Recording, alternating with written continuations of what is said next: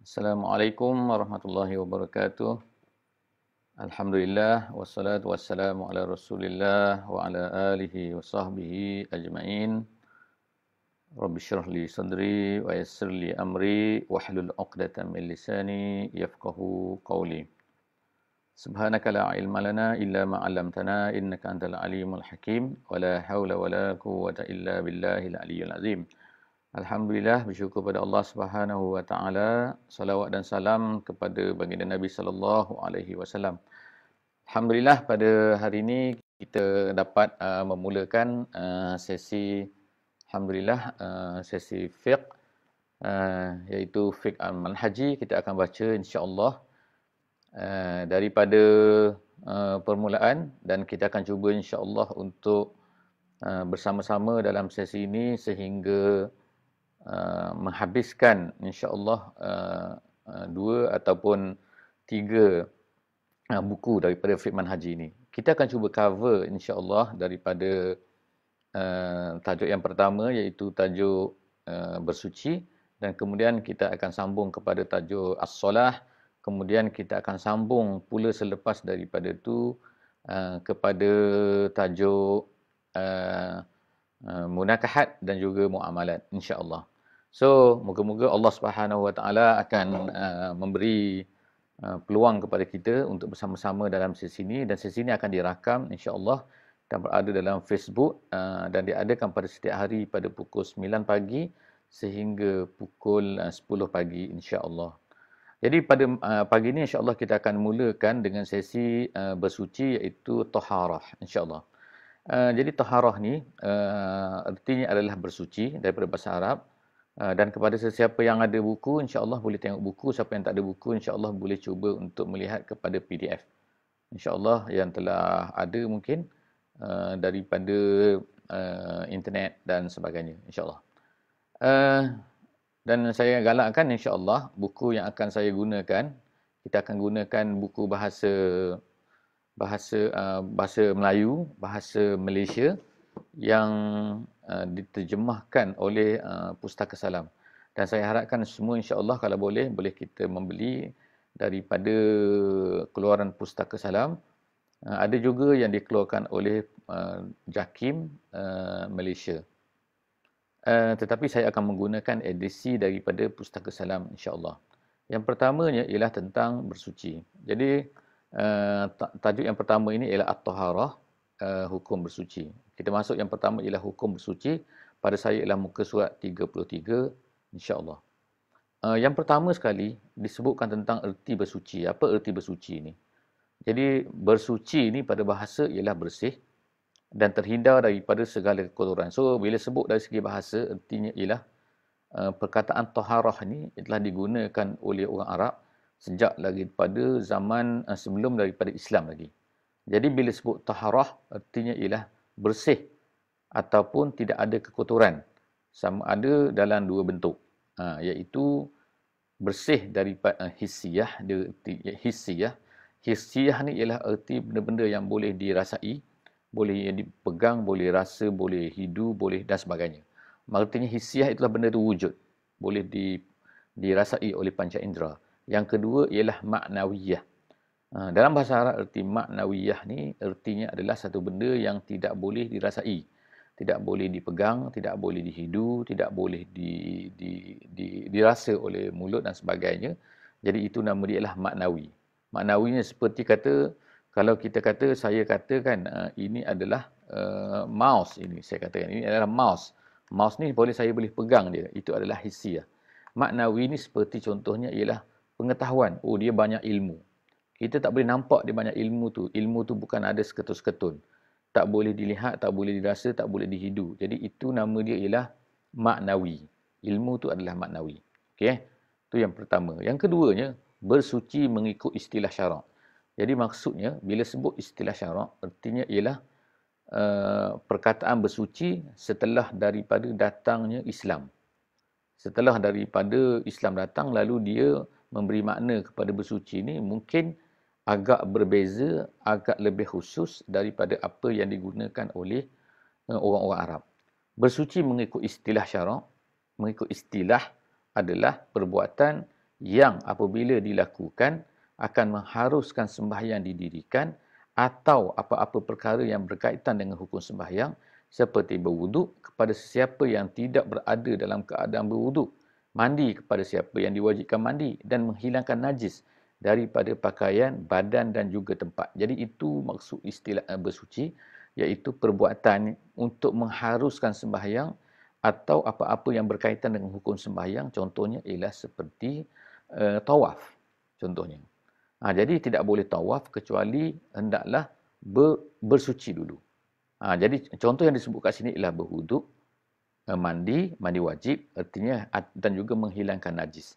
Jadi ketika-tiga tu apabila dibuat maka itu dinamakan bersuci. Jadi maknanya kalau biasa saja kita basuh saja kan, kita basuh ada tahi ayam atas atas tangga rumah kita, kemudian kita siram air, itu tidak dinamakan sebagai bersuci.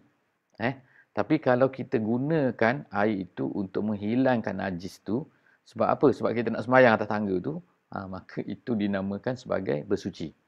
Sebab kita nak sembahyang atas tangga tu. Itu contohnya kan.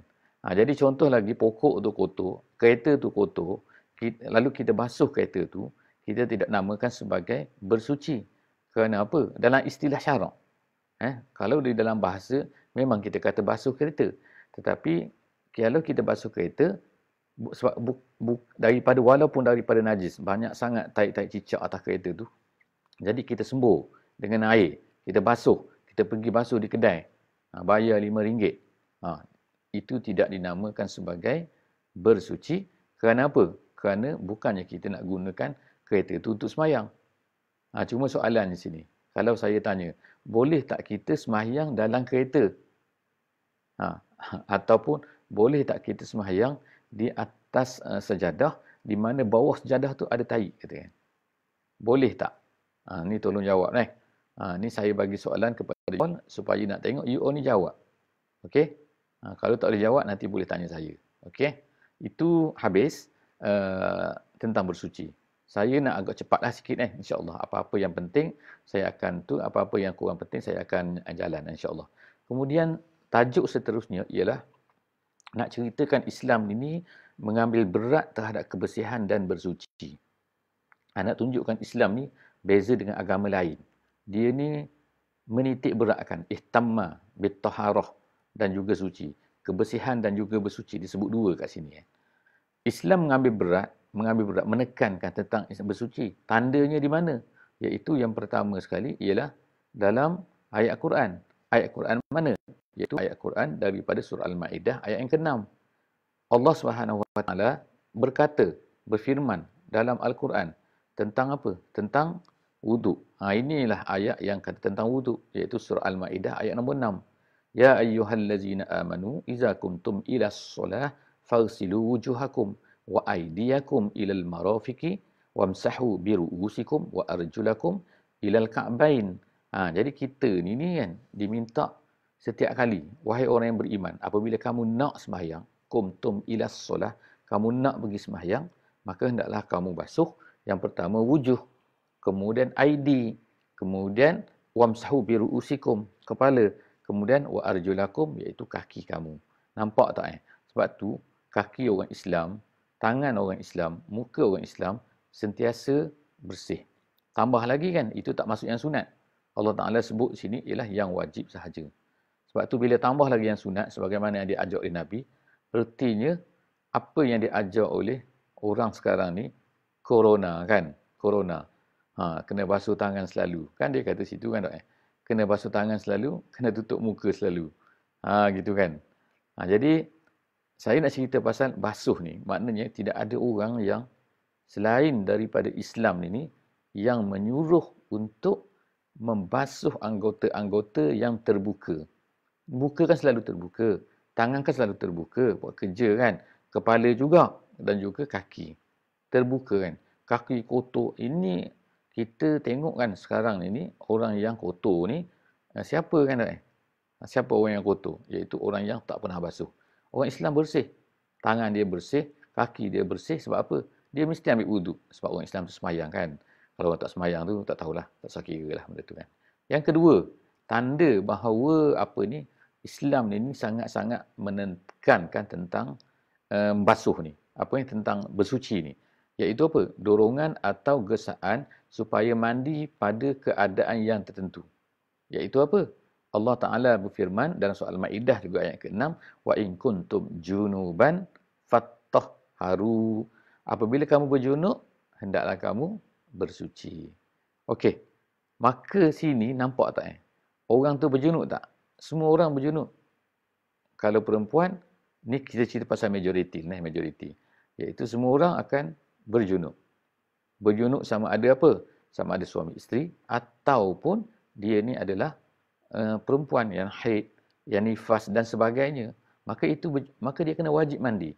Maknanya kalau kita baca sejarah di zaman Eropah dulu, pada zaman pertengahan, mereka ni mandi biasanya ialah 1 tahun sekali. 1 tahun sekali. Nampak tak Jadi kalau orang Islam paling kurangnya apa? Iaitu mereka akan mandi bila berjunub. Mereka tak boleh sembahyang. Mereka tak boleh buat apa kecuali mesti mandi dulu. Sebelum daripada mereka buat benda-benda lain. Okey, tu Quran. Dalam hadis Nabi SAW. Nak cerita lagi tentang pentingnya. Penting apa ni? Penting mandi. Iaitu hadis yang diriwayatkan oleh Imam Bukhari dan juga Muslim. Dalam hadis Nabi SAW, Nabi kata apa? Lillahi ala kulli muslimin an yaghtasila. Situ salah tu. An yaghtasila fi kulli sab'ati ayyamin yauman yaghsilu fihi ra'sahu wa jasadahu. Tengok kan tak setiap orang muslim tanggungjawab kepada setiap muslim itu bertanggungjawab terhadap Allah. Maksudnya bertanggungjawab terhadap Allah ni bukan kepada bos dia, bukan kepada ketua pejabat dia, bukan kepada ayah dia, tapi kepada Allah. Artinya ialah dia bertanggungjawab di hadapan Allah Ta'ala untuk mandi. Pada setiap 7 hari, 1 hari dia kena mandi. Dia kena mandi apa? Kepala dan juga jasadnya. Tak ada lah kan manusia ni apa lagi ada? Kepala dan juga jasad lah kan Jasad ni maknanya daripada sini sampai ke bawah lah kan Jadi ertinya kat sini ialah orang Islam ni dia mandi. Yang saya sebut tadi di zaman pertengahan, orang-orang barat tu, bila orang Islam ini sampai ke Eropah, iaitu mereka menakluk Sepanyol, di sana orang-orang pada masa tu tidak mandi. Orang Eropah. Dia Eropah tapi dia tidak mandi. Sekarang ni kalau sebut Eropah ni hebat lah kan Tapi Eropah pun teruk juga sekarang ni kan. Dia yang banyak penyakit. Dia pun bengong. Hebat dia tapi bengong. Bengong apa? Bengong bila datang corona kan. Nampak tak? Jadi seterusnya. Ayat yang seterusnya ialah yang ketiga. Tadi mandi Yang ketiga nak tunjukkan Islam ini sangat menjaga pasal kebersihan. Yang ketiga, perintah memotong kuku. Memotong kuku, membersih gigi, membasuh pakaian Bukhari dan Muslim meriwayatkan. Maknanya hadis-hadis ni adalah hadis-hadis yang sangat sahih. Kita baca hadis-hadis ni dan kita baca fiqh manhaji ni kerana apa? Kerana dia membawa dalil-dalil. Ada Quran dan juga hadis. Di samping dia ni adalah mazhab kita, mazhab Syafi'i. Jadi masya-Allah kita belajar mazhab Syafi'i dan kita belajar pula, kita boleh dengar pula hujah-hujah ataupun kita boleh dilinkkan, dihubungkan dengan Allah Subhanahu Wa Taala, dengan Quran dan juga dengan hadis Nabi sallallahu alaihi wasallam. Perintah yang ketiga iaitu apa? Disuruh kita ni potong kuku, disuruh kita ni bersih gigi, disuruh kita ni membersihkan pakaian. Iaitu dalam hadis Nabi sebut khamsun minal fitrah. Khamsun minal fitrah. Ada 5 perkara daripada fitrah. Arti fitrah ni apa? Semua manusia tu secara nalurinya dia suka. Kan? Kalau tak adalah, kalau ada juga manusia tak suka benda ni, tak tahulah. Iaitu apa? Al-khitanu, al-istihdadu, natful ibti, taklimul azafir, wa qassus syarib. Okay. Iaitu apa? Yang pertama khitam, berkhatan. Sebab apa? Dia membersihkan kan Membersihkan. Kemudian yang kedua, bercukur bulu ari-ari. Bulu ari-ari faham lah InsyaAllah saya tak nak ceritakan iaitu bulu anggota dekat kemaluan. Kemudian yang ketiga, bulu ketiak. Kemudian yang keempat, memotong kuku. Kalau kuku tu panjang kan, kotor nampak kan Kalau kuku tu bersih, tak kira tak ada orang Orang Islam ke tak Islam ke, mesti dia kata bila kuku tu dipotong, maka dia bersih, bagus kan. Kan? Kemudian lagi, menggunting misai. Kalau misai tu serabut, kata orang sampai masuk dalam mulut, makan melekat habis nasi-nasi kan. Kan itu adalah kotor. Tanda kan? Itu. Jadi maknanya sebab tu dinamakan sebagai fitrah. Jadi Allah Subhanahu Wa Taala, Nabi SAW sebut benda ni sebagai fitrah. Sebut sebagai fitrah sebab apa? Sebab dia adalah naluri manusia. Tetapi dalam masa yang sama, bila kita buat benda tu, maka kita akan dapat pahala. Masya Allah kan? Kemudian seterusnya lagi, Bukhari dan Muslim juga meriwayatkan Nabi SAW bersabda, laula an asyukka ala ummati la amartuhum bisiwaki inda kulli solatin. Iaitu, kalaulah tidak memberatkan kepada umatku, nescaya aku akan menyuruh mereka bersiwak pada setiap kali sembahyang. Sembahyang kali 5 kali. Jadi bila sembahyang 5 kali, artinya kalau tidak memberatkan, gitu. Kalau tak menyusahkan. Jadi ulama faham kat sini, ulama faham kalaulah menyusah, kalau tidaklah kerana menyusahkan, nescaya dia akan jadi wajib. Tapi dia jadi sunat saja oleh kerana apa? Nabi SAW kata, laula an asyukka. Nampak situ kan? Jadi, Nabi sebut kat sini ialah inda kulli solah. Pada setiap kali sembahyang. Maknanya setiap kali nak sembahyang lah. Kan? Maknanya, sebab kita nampak setengah-setengah orang, dia pegang kayu sugi, bila nak sembahyang, dia gunakan kayu sugi tu. Dia letak dalam poket, dia letak dalam mana itu terpulang pada dia. Tapi maknanya dia guna masa setiap kali nak sembahyang. Sebab apa? Beramal dengan hadis ini. Hadis Nabi SAW. Cuma kita mungkin tidak buat macam tu mungkin. Kebanyakan daripada kita kan. Tapi sebab apa? Sebab menurut hadis yang lain diriwayatkan oleh Imam Ahmad, disebut situ bukannya inda kulli solah, bukan setiap kali sembahyang, tapi setiap kali berwuduk. Jadi boleh pakai benda ni. Maknanya sama ada berwuduk ke, sama ada nak sembahyang ke, tapi oleh kerana keadaan kesesuaian sekarang mungkin kata sebab orang semua bersih semua, maka sebab itulah kita disunatkan untuk menggosok gigi pada setiap kali nak sembahyang ataupun pada setiap kali nak berwuduk. Iaitu dekat semasa berwuduk tu, gosok gigi. Gosok gigi ni kalau ikutnya ialah insya-Allah selepas ni kita akan baca detail lagi kan bagaimana yang dimaksudkan gosok gigi. Tapi saya ceritalah kat sini iaitu kalau menurut ulama-nya ialah apa-apa saja yang kesat.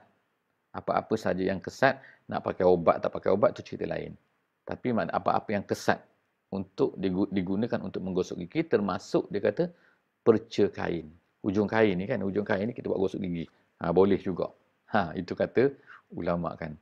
Cuma ulama berbeza pendapat, boleh tak kalau guna tangan untuk gosok gigi? Boleh tak? Ada yang kata okey, ada yang kata tak okey. Sebab apa? Sebab dia kata yang kata tangan tu dia tak kasar. Tangan tu dia licin. Ada yang kata okey, dengan tangan pun boleh, dengan jari pun boleh juga. Jangan tangan dengan tangan tak boleh masuk jari jari. Kemudian seterusnya Abu Daud meriwayatkan sabda Nabi SAW kepada para sahabatnya. Sesungguhnya kamu akan berjumpa saudara-saudara kamu. Maka perelokkanlah bekalan kamu dan pakaian-pakaian kamu sehingga kamu menjadi tahik lalat di kalangan manusia. Sesungguhnya Allah tidak suka kepada perkataan dan perbuatan yang keji dan keterlaluan dalam perkataan dan perbuatan. Masya Allah. Kan?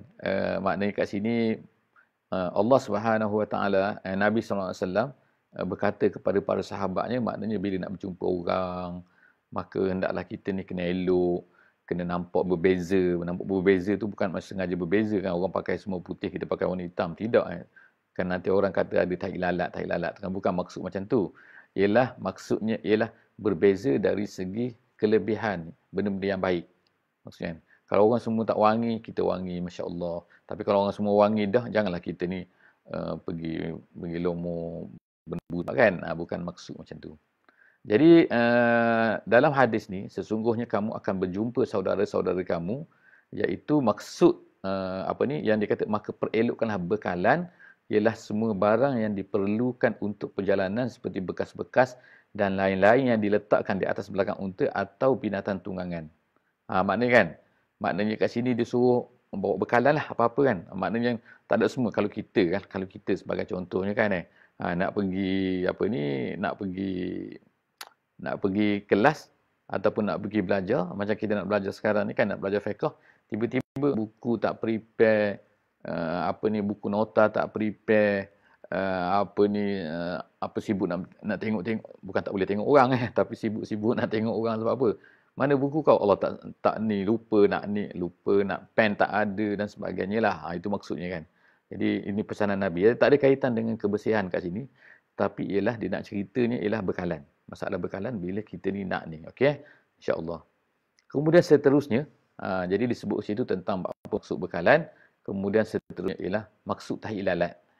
Hendaklah kamu menjadi tahi lalat di kalangan manusia. Jadi dia sebut kat situ, iaitu kamu hendaklah menjadi orang yang menonjol. Sehingga orang yang mana tu? Oh, yang wangi tu. Yang mana tu? Masya Allah yang pakai yang cantik tu kan. Yang mana tu? Gitu kan. Okey? InsyaAllah. Seterusnya,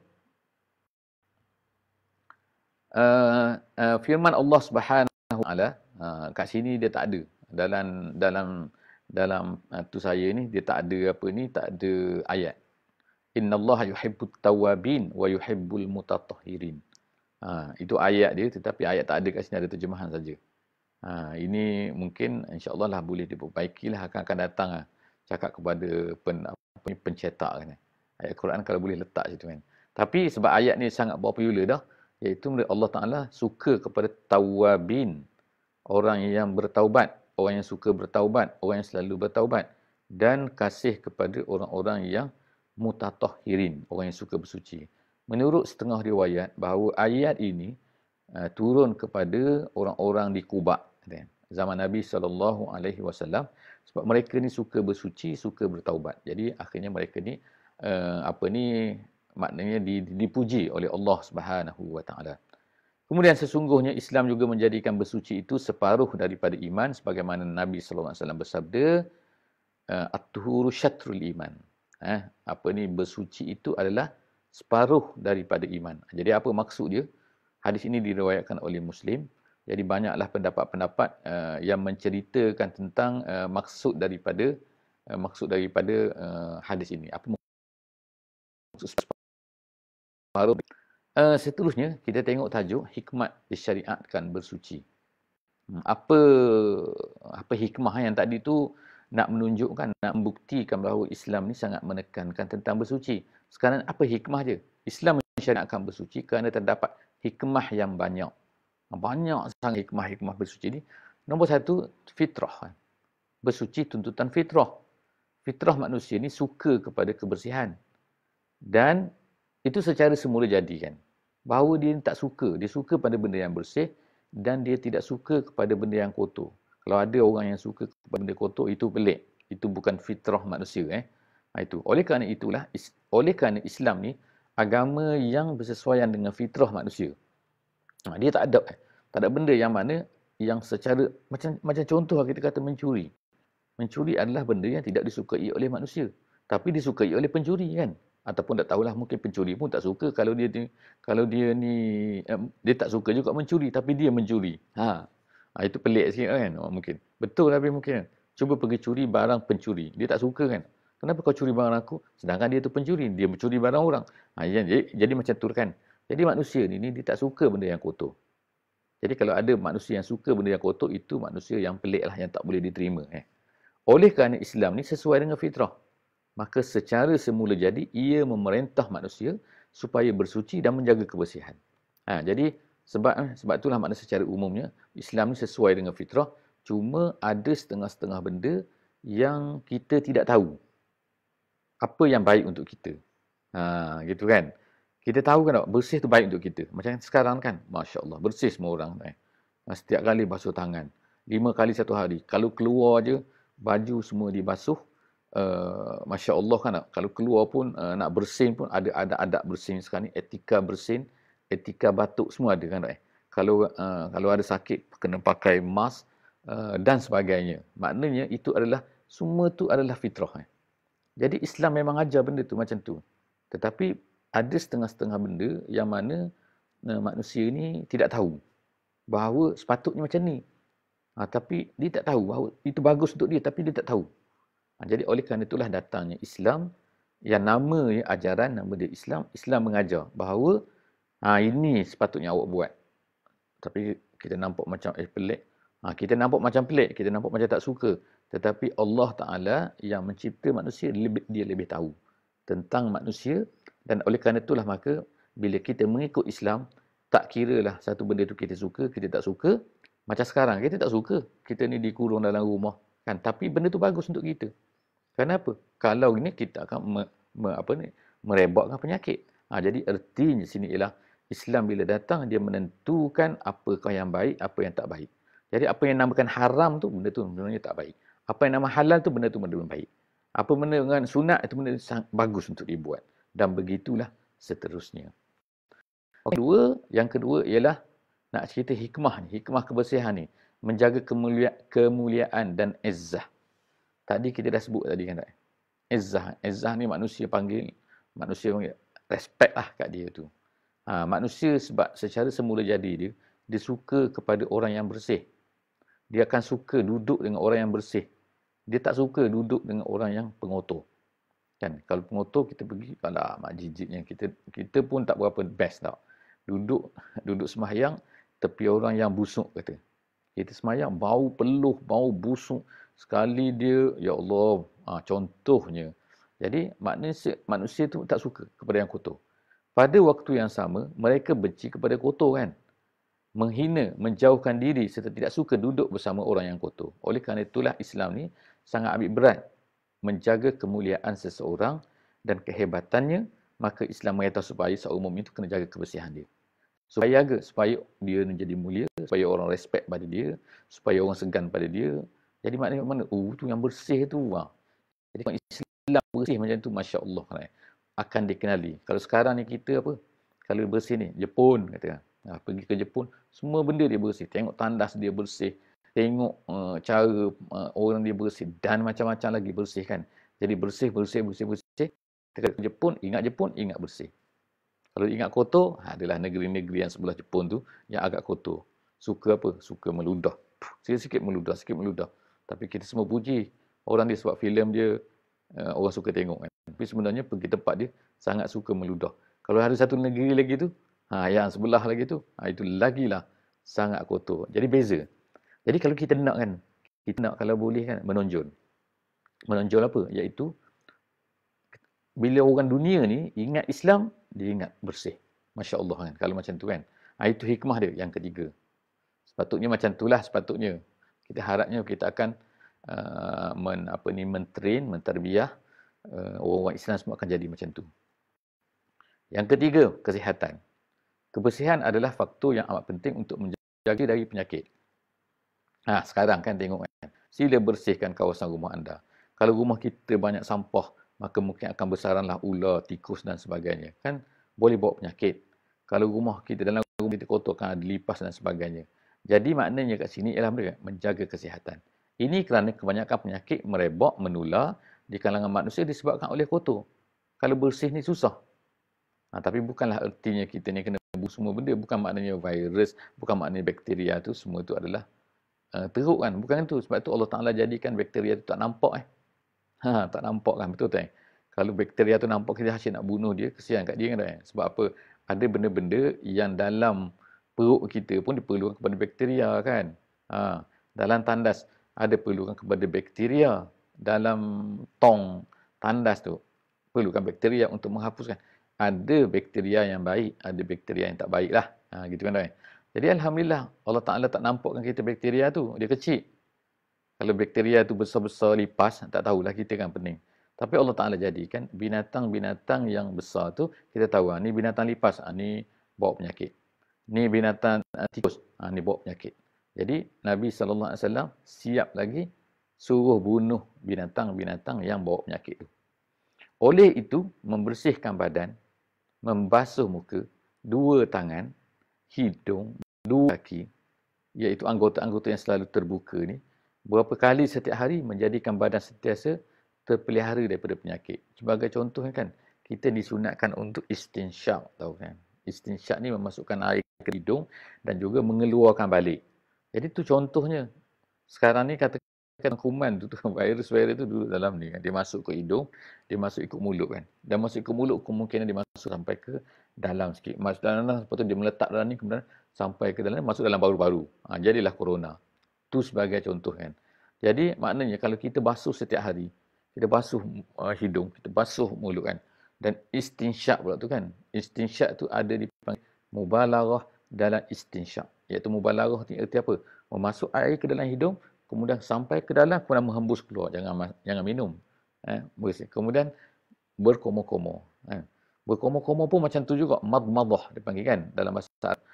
Mubalaghah fil madmadah, iaitu melampau.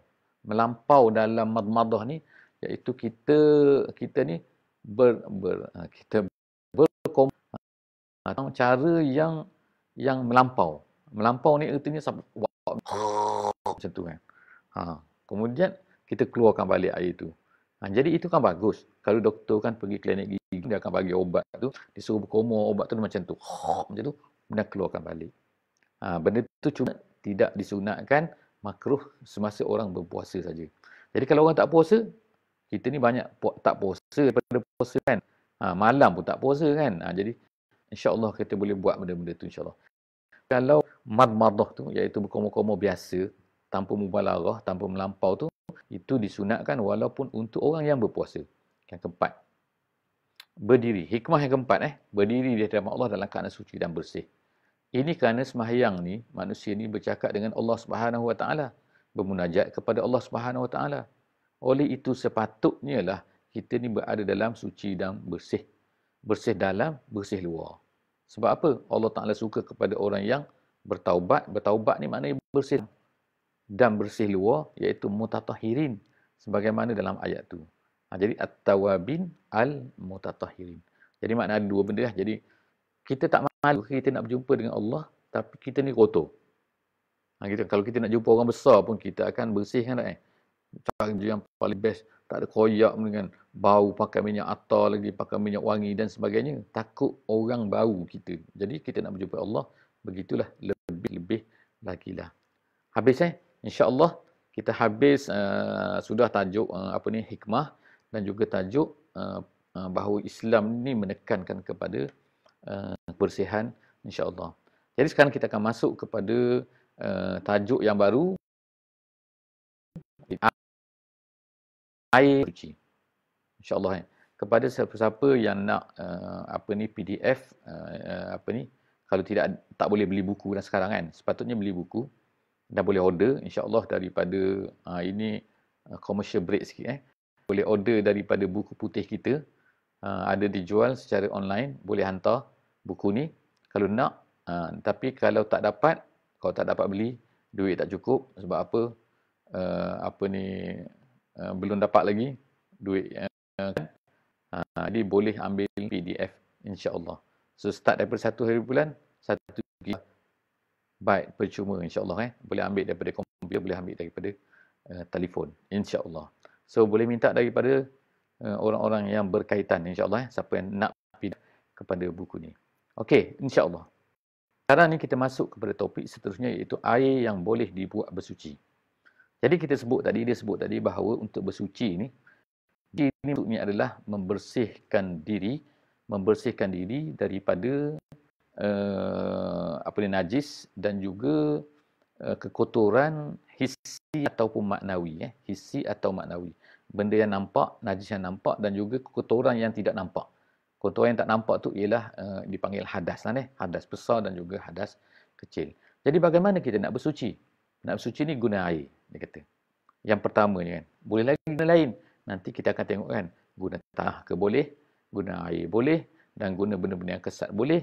Jadi itu selepas daripada ni insya-Allah. Pertama kita tengok dulu air. Air yang boleh dibuat bersuci, dia kata sini ialah yang pertama air hujan daripada langit. Kemudian air laut yang ada di laut. Air perigi. Kalau ada perigi, telaga, well. Air sungai. Kalau ada sungai, river. Air mata air. Mata air ni apa? Di celah-celah bukit ke, di tepi-tepi bukit kita masuk dalam hutan, kita tengok air tu keluar daripada. Itu air mata, ataupun kalau kita gali telaga tu, kita tengok air tu keluar daripada tanah tu. Itu air mata air. Dan yang terakhir ialah air salji di sini.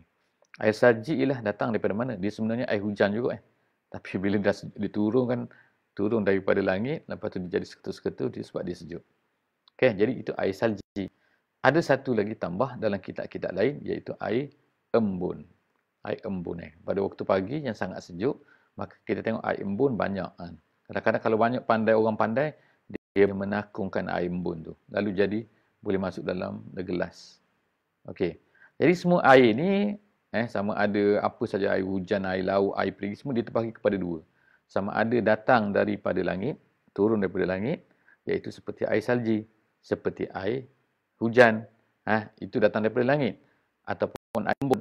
Dan juga air yang keluar daripada bumi. Air keluar daripada bumi ni air apa? Air laut, air perigi, air sungai, air tak air. Jadi kita ada dua sekarang ini. Jadi sekarang ini, dua-dua ni ada datang lagi daripada sebelah. Tak ada kan? Dia daripada atas ataupun datang daripada bawah. Sebab itulah kalau yang tidak turun daripada atas, yang tidak keluar daripada bumi, tidak boleh digunakan sebagai untuk membersihkan. Contohnya apa? Contoh air daripada akar kayu, akar. Kadang-kadang air daripada buluh. Kadang-kadang ada pokok-pokok tu, ni orang yang nak masuk hutan ke apa, dia kena belajar kan, dia kena tahu. Dia kena tahu apa? Iaitu ada pokok-pokok tu, akar dia tu bila kita potong tu, kita boleh tadah air tu, dia boleh masuk.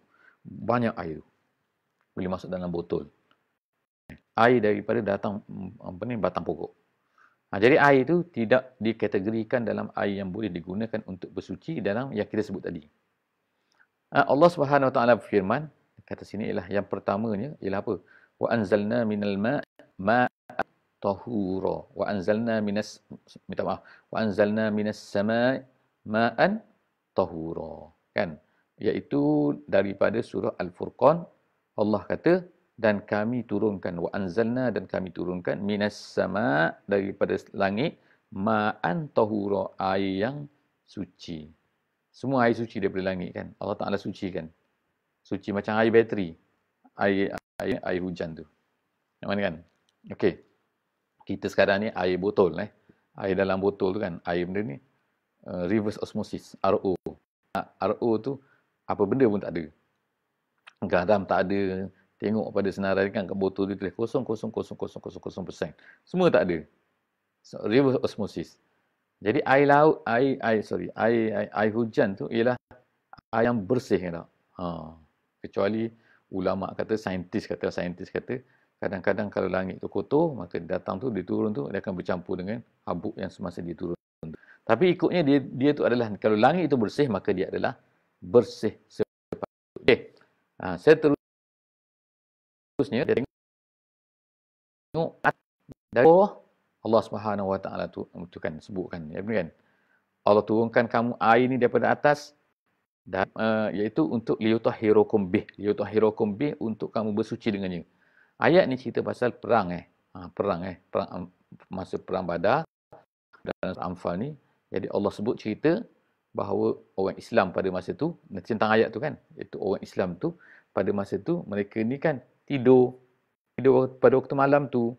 Lepas tu siang hari pula mereka terjaga tengok-tengok, ya Allah, mereka ni bermimpi. Ni tengah perang bermimpi. Lepas tu macam mana nak mandi? Kan, bila dah berjunub sebab bermimpi, tengah boleh tidur kan.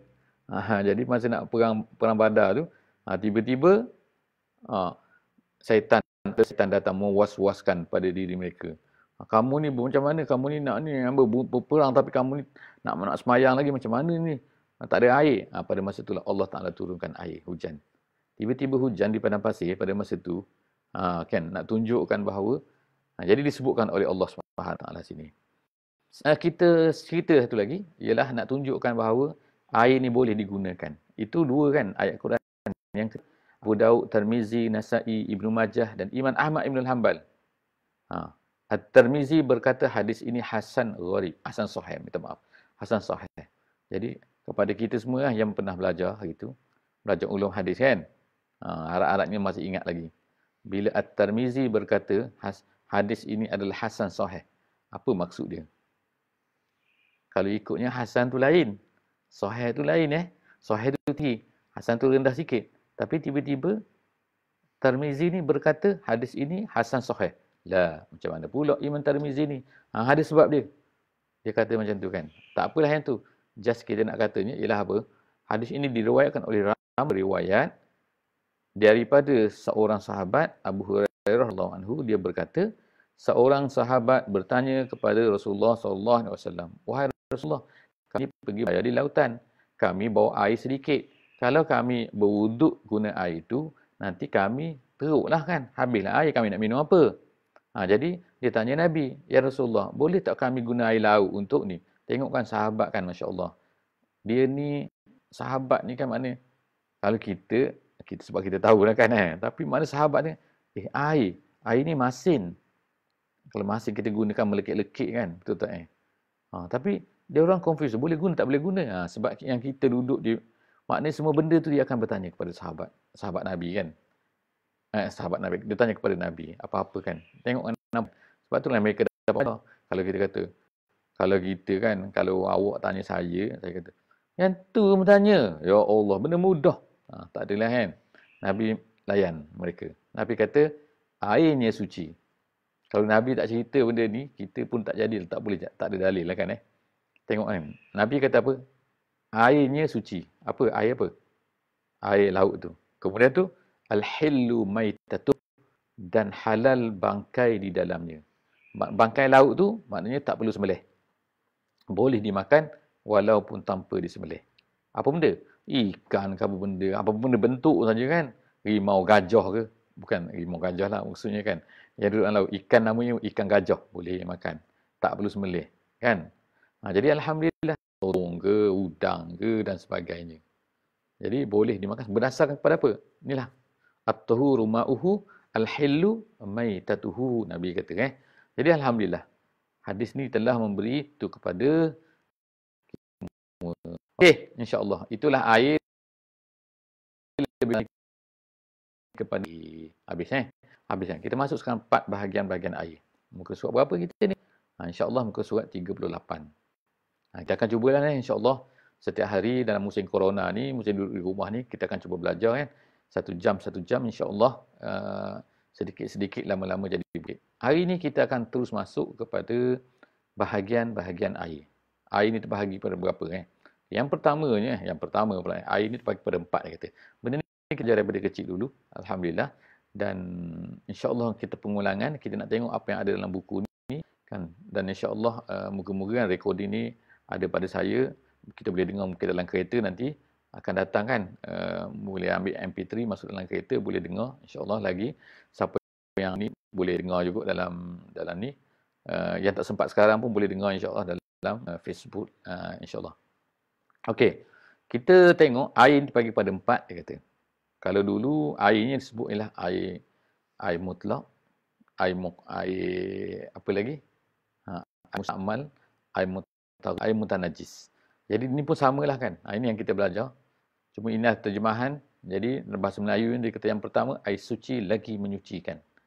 Air itu suci, dia itu suci. Artinya kalau kena pakaian kita, kena baju kita, kena badan kita, kita boleh guna air itu. Kita boleh minum, kita ikut kita, suci. Lagi menyucikan artinya kita boleh gunakan untuk bersuci. Bersuci itu iaitu bersuci hadas, bersuci daripada hadas, dan yang keduanya bersuci daripada najis. Itu itu maksud dia. Suci lagi menyuci. Kalau kita kata basuh piring, itu bukan menyucikan, itu membasuh piring. Itu tak perlu air mutlak. Air mustakmal. Air yang telah digunakan, kita kumpul, kita gunakan untuk basuh piring kat rumah tu. Masalah. Sebab apa? Piring tu bukan najis. Kalau najis habis tu, kita makan najis lah kan. Ikan-ikan, kepala ikan dan sebagainya tu kan. Dia kotor. Kotor tidak semestinya najis. Tapi yang najis tu biasanya adalah kotor. Okey? Yang pertama, air yang suci, menyucikan. Yang kedua, suci, menyucikan, tapi makruh guna. Kita tengok. Iaitu kita panggil air musyammas. Tengok selepas ni. Yang ketiga, suci, tidak menyucikan. Suci tapi tidak menyuci. Dia tu bersih. Kena kita okey. Tapi tak boleh digunakan. Yang keempat, bernajis. Air yang mutanajis. Okey. Yang pertama sekali, so dipergilah satu-satu. Air yang suci lagi menyucikan. Air yang suci lagi menyucikan ialah air mutlak. Yang kekal dengan sifat kejadiannya yang telah dijadikan oleh Allah Ta'ala. Maknanya air asal. Air asal artinya asal air diciptakan oleh Allah Subhanahu Wa Ta'ala yang termasuk dalam kelompok yang kita sebutkan tadi. Kalau kita kata air dalam akar kayu itu bukan air sebenarnya. Bukan air sebagaimana yang asal diciptakan oleh Allah Ta'ala. Sebab dia tu asalnya dalam tanah kan. Tapi dihisap oleh akar tu. Kemudian dimasuk dalam pokok tu. Lepas tu dia simpan dalam macam tu. Itu bukan asal. Jadi air itu dipanggil air mutlak. Walaupun dia berubah. Jadi kalau berubah disebabkan oleh lama ditinggal. Lama ditinggal maknanya kita letak dalam tempayan, letak dalam botol, lama tinggal situ. 10 tahun. Tiba-tiba kita pergi ambil, air itu berubah. Tidak apa. Tetap dinamakan sebagai air mutlak. Atau disebabkan oleh tanah. Tanah, air itu duduk atas tanah tu. Tempat dia duduk dalam lopak tu. Jadi tanah tu berbau. Seperti contohnya telaga rumah saya. Telaga air dalam tanah. Tapi bila musim panas, dia agak berbau. Dia tidak najis. Dia boleh suci. Dia menyucikan. Dan dia adalah air mutlak. Cuma dia berbau disebabkan oleh tanah. Tanah kawasan tu mungkin kawasan Baruh. Baruh ni apa? Seberang Baruh. Iaitu tanah macam tanah sawah padi. Dia berbau sikit. Ataupun tuhluk. Tuhluk ni ialah macam kiamban dia kata kat sini. Ataupun macam pokok teratai. Tuhluk kan. Maknanya maksudnya ialah ada tumbuhan dalam tu. Ada tumbuhan dalam tu menyebabkan rasa tumbuhan tu, bau tumbuhan tu menyebabkan masuk dalam air tu agak berubah. Berubah macam tu, okey, no problem. Dipanggil tuhlub ataupun tahlub. Boleh baca dua-dua situ. Jadi ataupun di tempat saya ni, di kampung saya ni nama dia teliput. Pokok teliput nama dia. Dia macam kiamban. Dia duduk dalam air. Dia macam teratai. Dia duduk dalam air tapi berbeza sikit. Jadi nama dia teliput. Sebab itulah tempat kami ni nama dia mengabang teliput. Iaitu mengabang iaitu macam apa ni, macam sawah, bukan sawah, macam ada pond. Ada pond, dalam pond tu ada banyak. Pond tu dalam bahasa kami dipanggil mengabang.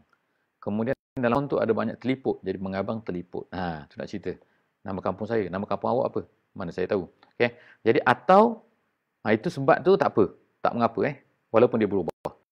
Atau bekas atau tempat mengalir seperti ia berada di tanah yang mempunyai belerang atau ia mengalir di atas tanah tersebut. Maknanya bekas itu menyebabkan macam kita letak air dalam botol plastik. Kadang-kadang lama-lama bau plastik tu ada. Tidak mengapa. Boleh kekal dia. Boleh jadi air mutlak. Masih air mutlak. Ataupun dia mengalir. Contohnya daripada bukit. Dia melalui satu kawasan yang mana banyak belerang. Ataupun adalah benda-benda yang jadi bila tu kita bau belerang. Jadi tidak mengapa. Namun semua itu tetap dikatakan air mutlak. Ini kerana air tersebut sukar untuk dielakkan daripada perkara tersebut. Susah kan?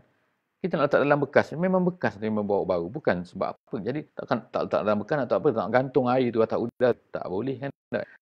Lalu ke bukit. Lalu ke belerang. Maka menjadi gerang. So macam mana nak mengelakkan dia memang lalu. Jadi benda-benda tu tak mengapa. Mungkin ada orang tanya kat sini ialah apa? Air klorin. Klorin. Jadi klorin tu adakah dia mengubah? Jadi ulama' kata tidak mengapa. Jadi sebab apa? Sebab klorin tu yang pertama dia bukan mengubah. Orang tak panggil air klorin. Orang panggil air cuma ada bau klorin. Gitu kan? Dan klorin tu tidak najis. Kalau klorin tu najis, tak boleh lah kan? Jadi kita nak kata kat sini apa benda? Iaitu benda klorin tu tidak mengapa, dihaluskan, dia tersuci dan dia masuk tu tidak banyak. Orang tak campur sampai sampai separuh daripada air tu berklorin. Kalau tak jadi air. Berbeza dengan air teh dan sebagainya. Lepas ni. Okey. Dalil menunjukkan suci mutlak. Air mutlak tu suci. Ialah hadis kencing tu. Hadis kencing tu apa? Iaitu orang berkencing dalam masjid.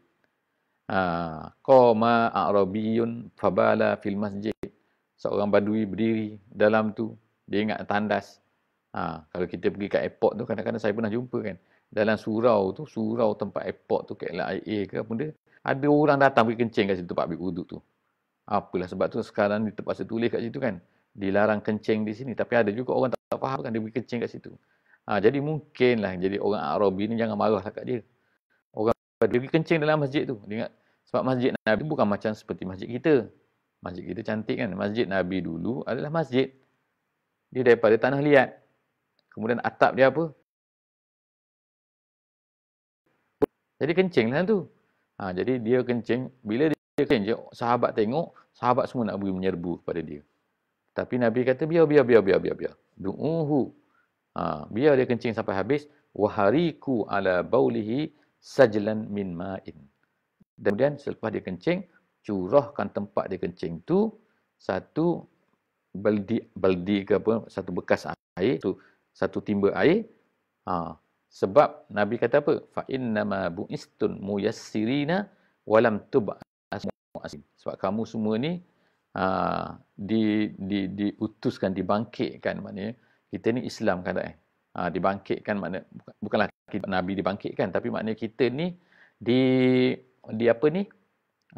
diutuskan kepada manusia atas dunia ni adalah untuk memudahkan, jangan menyusahkan. Jadi banyak perkara dalam hadis ni yang ambil, kalau orang fiqh ambil dari sudut apa? Dari sudut air.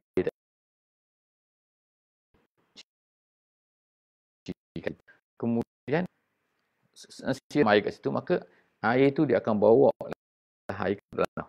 Jadi tempat tu bersih, no problem, boleh atas tu. Basah tu boleh semayang. Kalau kering, lagilah boleh semayang. Sebab apa? Sebab dikira air tu sudah mengalir, membawa air kencing dia tu jatuh ke dalam tanah tu. Gitu jadi perkara yang kedua yang boleh da'i. Yang tadi tu diambil oleh orang fakih. Iaitu da'i boleh ambil apa dari sini? Iaitu Islam ni kita kena mudahkan. Jangan memayahkan. Jangan juga menunjukkan membuat satu benda yang menyebabkan orang rasa Islam ni payah. Contohkan dulu kan, orang takut nak masuk Islam. Kenapa? Kalau masuk Islam, dia kena potong. Macam nakut kan. Jadi sebab itulah kita kena cerita. Memudahkan. Kalau dia tanya, kalau saya masuk Islam, ni cerita orang asli ke orang yang apa ni, duduk dalam jauh daripada manusia kan tau. Orang yang jauh lah. Dalam hutan ke mana kan, dia kata, kalau masuk Islam boleh makan babi tak? Macam mana nak jawab? Kalau kita kata, tak boleh makan babi. Macam mana pula? Dia akan rasa menyusahkan tak? Ke macam mana? Saya tinggallah kepada saya tak nak jawab. Okey. Ada orang tanya kat sini. Air apa benda ni? Air kanjen, air aura, air sirap, air tapis. Semua benda tu adalah semua benda tu. Air tapis ialah air yang ditapis. Itu tak ada masalah. Ditapis. Air kanjen pun air yang ditapis juga. Cuma tambahan dia tu tidak mengubah air tu. Gitu kan, air kanjen tu. Kemudian air sirap. Air sirap tak boleh. Sebab apa? Air sirap ni dah termasuk dalam kategori yang the next ni. Iaitu suci, yang ketiga iaitu air suci tapi tidak menyucikan. Okey? Okey. Tapi dia kata kat situ, ada orang tanya tu kan, air sirap tu boleh minum kan? Ya, boleh minum. Kemudian air sirap tu kita bukan untuk menyucikan. Kalaulah kata tidak ada lain. Tiba-tiba nak ambil wuduk, air semua tak ada. Ada air sirap je. Boleh untuk menyucikan, ambil wuduk. Tu insya-Allah kita akan tengok selepas ini. Okey. Kita akan tengok air tabuh. Sini. Okey. Jadi kat sini dia ada beberapa syarat kat sini. Ia dipanggil sebagai air musyammas. Apa maksud musyammas? Pada syamsun. Syamsun ni matahari maknanya. Kita nak air panas ke? Tidak. Bukan maksud air yang panas. Yang maksud kat sini ialah air yang musyammas. Musyammas tu artinya ada beberapa syarat, iaitu yang panas disebabkan oleh cahaya matahari. Tapi dia jadi makruh, makruh guna. Setengah ulama lah ada pendapat sikit lah dalam mazhab Syafi'i tentang isu ni. Tetapi yang bagi orang yang mengatakan itu makruh, dia kata ada 3 syarat. Yang pertama, berlaku di negeri panas. Maknanya kalau terjemur panas di bawah matahari, tapi bukan di negeri panas, di Norway, di Antartika, di selatan New Zealand dan sebagainya, maka tidak termasuk dalam kategori ini. Yang pertama mesti negeri panas.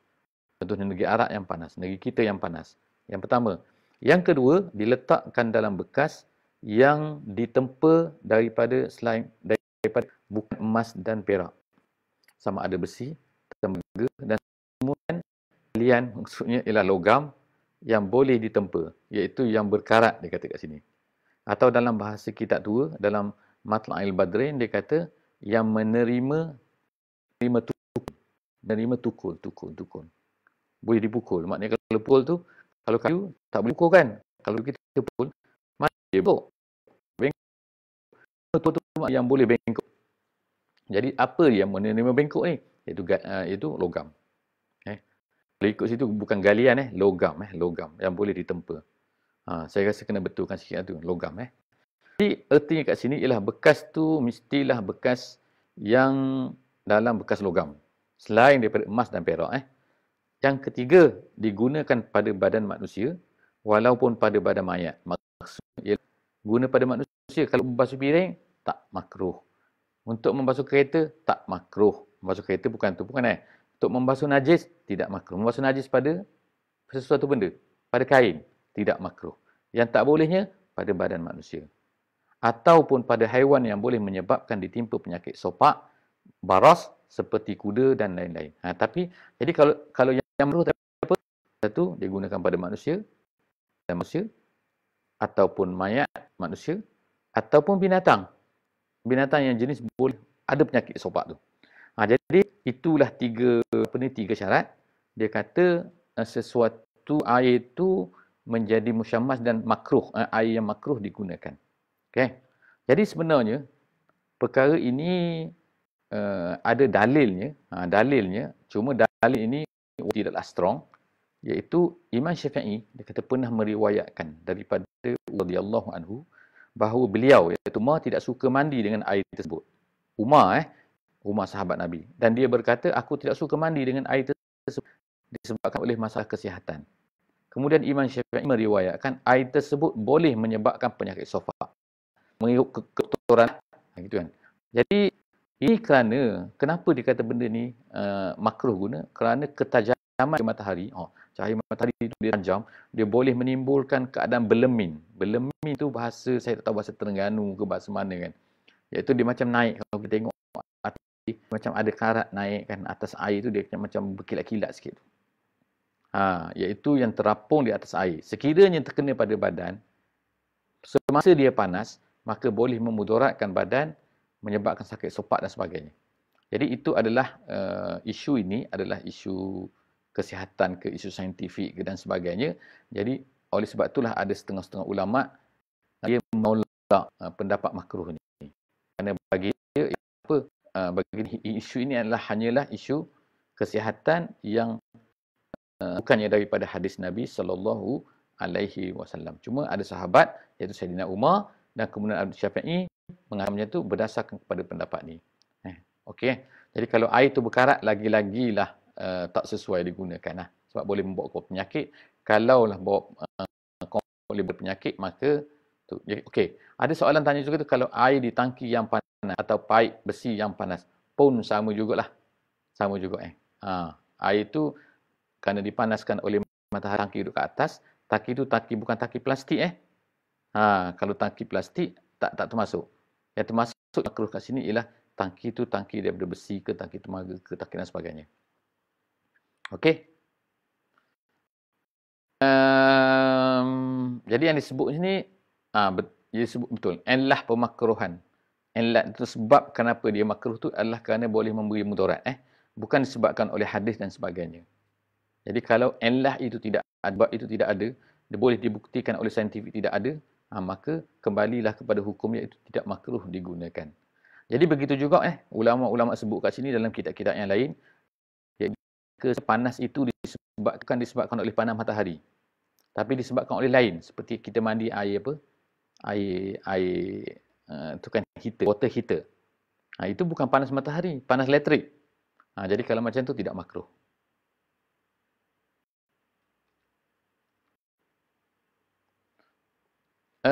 Jadi ada tanya sini, apa asas kepada makruh kalau guna bekas logam? Ulama-ulama yang mengatakan makruh tu sebab bekas logam tu dia akan mengeluarkan satu benda. Macam ada karat macam tu, bila kena matahari, dia reflect kepada bekas tu, kepada air, maka dia akan mengeluarkan satu benda. Macam kita katakan air yang diletakkan di dalam kereta ke, terjemur panas matahari dalam botol tu, maka botol tu akan menyebabkan boleh sebab kanser dan sebagainya kan. So macam itulah juga kata ulama ini berkenaan dengan tu, iaitu asas kepada makruh tu, sebab tu dia kata kalau emas dan perak tidak mengeluarkan benda tu. Menurut pendapat dulu tu kan. Kalau ada orang nak buat kajian sekarang ni terpulanglah. Kalau air musyammas ni soalan dia sini, kalau air musyammas harus memenuhi ketiga kriteria itu atau penuhi salah satu? Tidak. Mesti memenuhi ketiga-tiga. Mesti memenuhi ketiga-tiga itu barulah dikatakan sebagai air musyammas yang makruh.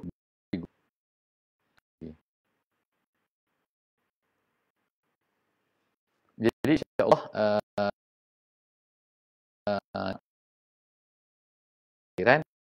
masalah insya-Allah pada muka 39 iaitu air yang suci tetapi tidak menyucikan. Insya-Allah. Setakat itu saja insya-Allah di sini aku qauli hadza wa astaghfirullahal azim wa lakum. Wassalamualaikum warahmatullahi wabarakatuh.